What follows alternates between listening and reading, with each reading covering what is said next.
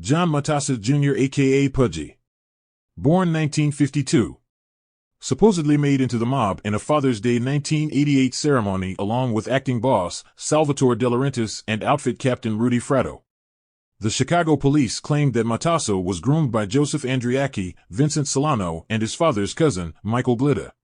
They said that as a new member of the outfit that he helped tax and regulate the downtown Rush Street nightlife district, the Old Town neighborhood and the series of adult theaters and bookstores that surrounded the area throughout the 1970s and 1980s. According to the FBI, Mattasa is consigliere for outfit acting boss Salvatore De Laurentiis. Mattasa's father was a Chicago police officer and worked as a bodyguard driver for Sam Giancana.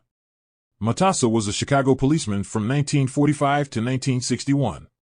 He was employed by Local 727, Teamsters Union, from 1961 to 1966, and then by the Chicago truck drivers, chauffeurs, and helpers until he was dismissed from his $1,000 a month job, the equivalent of $10,000 a month today, as an organizer. A close friend to Frank Sinatra and Dean Martin, the elder Mattasa acted as the celebrities' driver and bodyguards whenever they appeared in Chicago.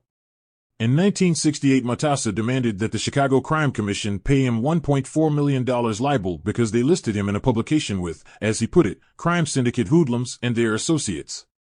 Mattasa withdrew the suit 2 years later without explanation. The young Mattasa joined the Northside crew and is said to be a made member of the outfit and, according to Lenny Patrick, answered to Vince Solano. Mattasa was thought to have some connection with National Consolidated Industries, Limited, located at 505 North Shore Drive in Chicago, which is run by his cousin, Tommy Mattasa. The two live near each other in Park Ridge. NCI provides optical services to the Laborers Union. One had testified that when he was appointed president of Health Marketing, Inc., which provided health services to the Laborers Union, he would pay cash kickbacks to John and Tom Mattasa and John Serpico.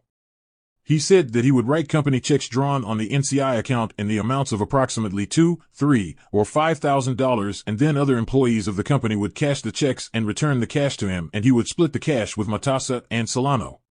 Mattasa also has control over several pornographic bookstores on the near north side of Chicago. He and his cousin owned Cupboard on Hubbard at 109 West Hubbard on Chicago's near north side.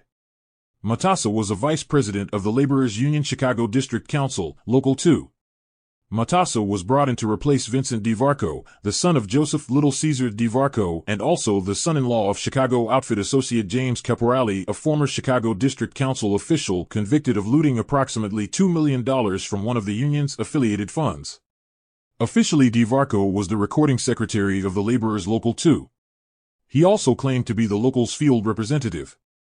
When Mattasa took over as business manager of Local 2, he announced a new field representative position and recommended Joe DeVarco for the job, despite the fact that DeVarco wasn't a member of the union or even a laborer for that matter.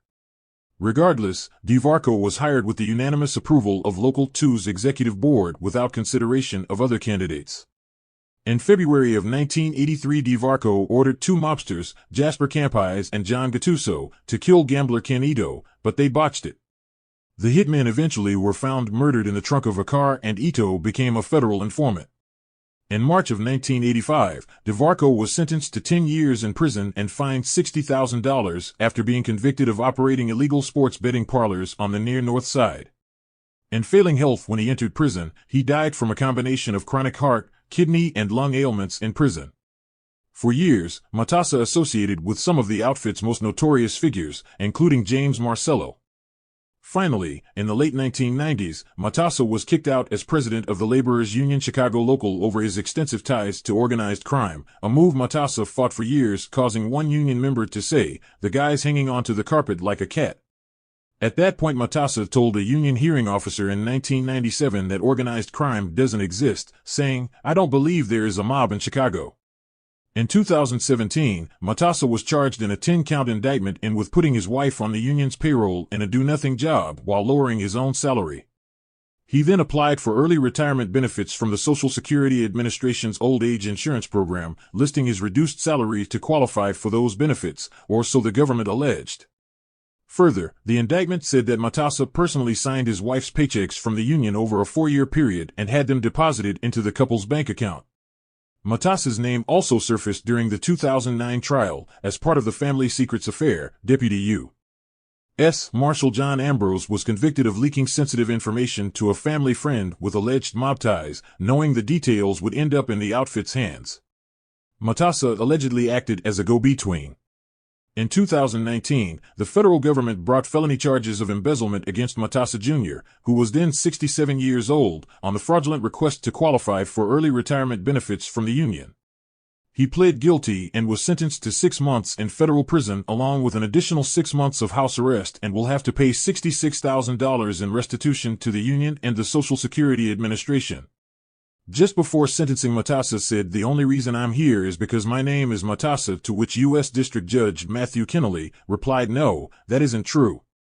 The reason you're here right now is because you pleaded guilty to a felony to avoid going to trial."